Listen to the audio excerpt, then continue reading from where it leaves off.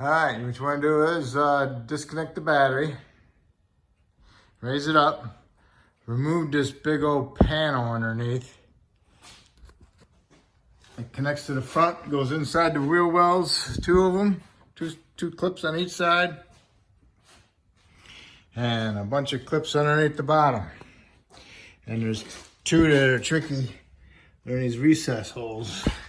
Right there, those are tricky to get to. I left that one on there so I can just swing it out of the way. Okay? And the starter is right there. So you want to do is you want to remove this bracket. There's a 10 and two 12 millimeter nuts on two studs on the bottom of the intake right there. Take those out. Yeah, I'll show you. I thought that was a 10, but it's a 12. See those two right there? Those are two studs. Remove the nuts on them. Those are 12s. Take this one out. Take that bracket out, put it aside. So now you can see the starter a little bit better, right? All right. Next, you want to remove this bolt. This one's a 17 millimeter. It's pretty tight. You need to take that one out. Okay? All right, this is the one we just took out, the bolt. Okay?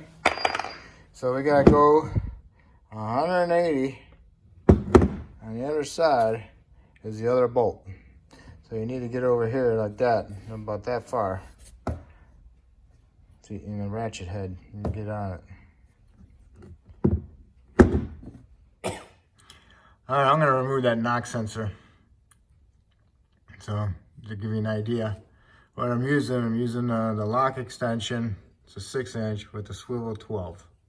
And then I bent this bracket up, pointing straight up. That brings that harness up out of the way a little bit more.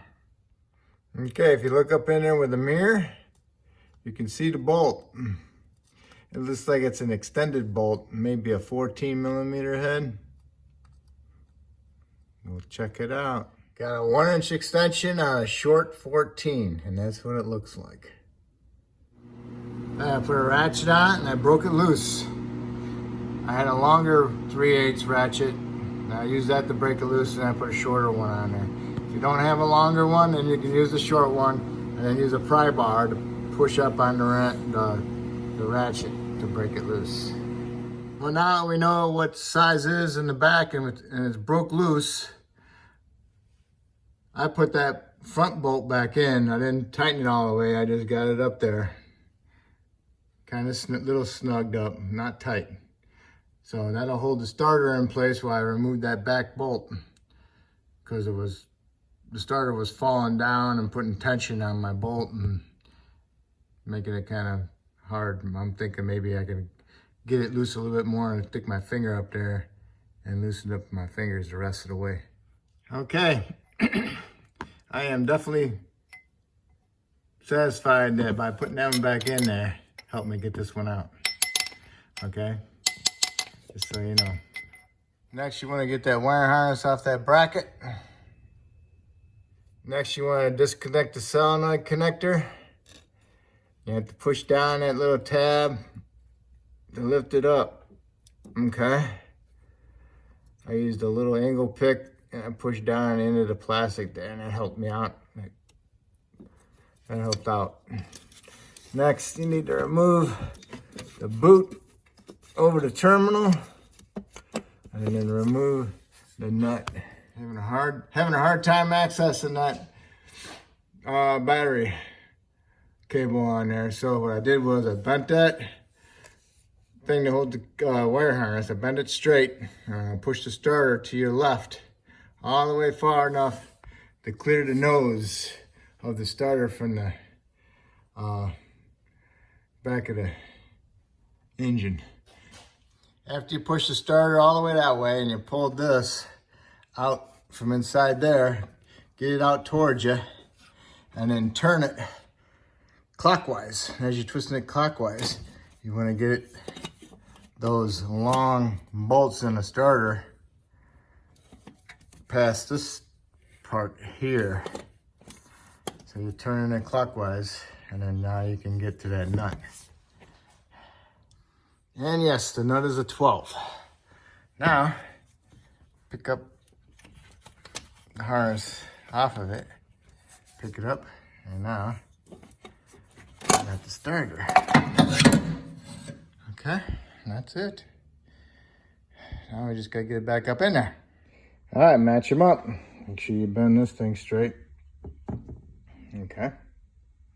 All right, I plugged my solenoid in and I got my battery cable on there and I put my nut on there and I tightened it up.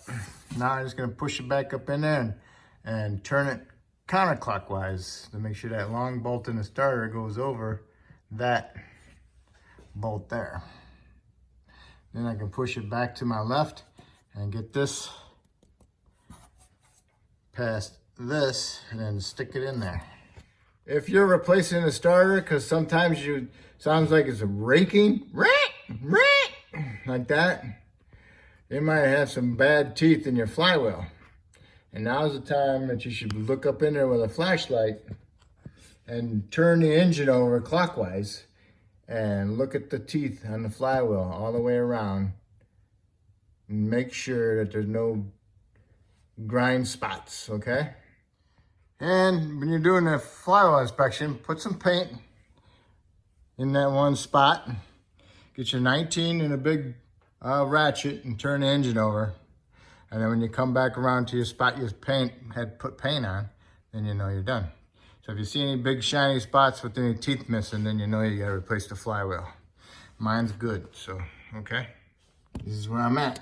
I kind of pushed it over there a little bit, and then I got that long shiny bolt from the starter past this. So now I'm gonna push it back that way and push it in that way at the same time. Before you do what I just told you to do, make sure you push that wire harness above that little piece so you can push that bracket underneath that wire harness, okay? Otherwise, you're pushing against the wire harness with the starter and it ain't gonna happen. And as you're pushing this up in there, make sure that this solenoid connector is not pushing up against this wire harness. So you want to push this wire harness up and then twist the starter to get that thing over there. All right, so then now you can lift the back half of the starter up a little bit and then push the starter inside there. All right, now that you got the starter in there, get this long bolt in there, get it close, but leave it loose, okay? That way, that back bolt is pretty well lined up, and then you can kind of like move this starter a little bit to help start the threads, all right? If you hold that bolt in your hand, with your left hand, and you go behind the starter, and you'll feel around in there. You'll feel the top, you can feel the bottom, and then feel that ump. You'll feel it. And then you just gotta come out a little bit and go over, and you'll find the hole and push it in the hole, and you can start it with your left hand. Okay? Once you got it started, put your ratchet on it, the 1" with the shorty, and ratchet it in. If it binds up right away, then you're cross-threading. So stop and redo it. So, all right. My God, could they made the bolt any longer? Man. Okay, the back bolt is tight. Now tighten the front one.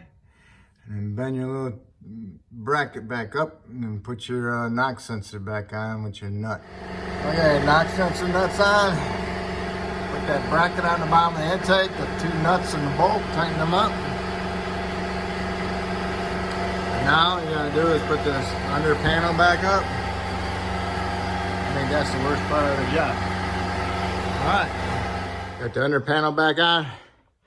Don't forget, your bolt goes there and there. You got your 2 up here, 2 over there, and all of them around the base. Okay, and then you got some up here in the front too. And don't forget about those ones that are sunken up in there. All right, time to hook up your battery. And be careful, because this is a sensor. And if you break this, it's like 85 bucks on Amazon. So, all right. So, but anyway, battery's connected. Now go in the vehicle and start it. See how it sounds. See if it starts. Sounds okay, everything's good. Then you're all set. And that's how you do the starter. If I helped you out with this starter, you can help me out, hopefully, by subscribing to me. If you already subscribed, I appreciate it. Thank you.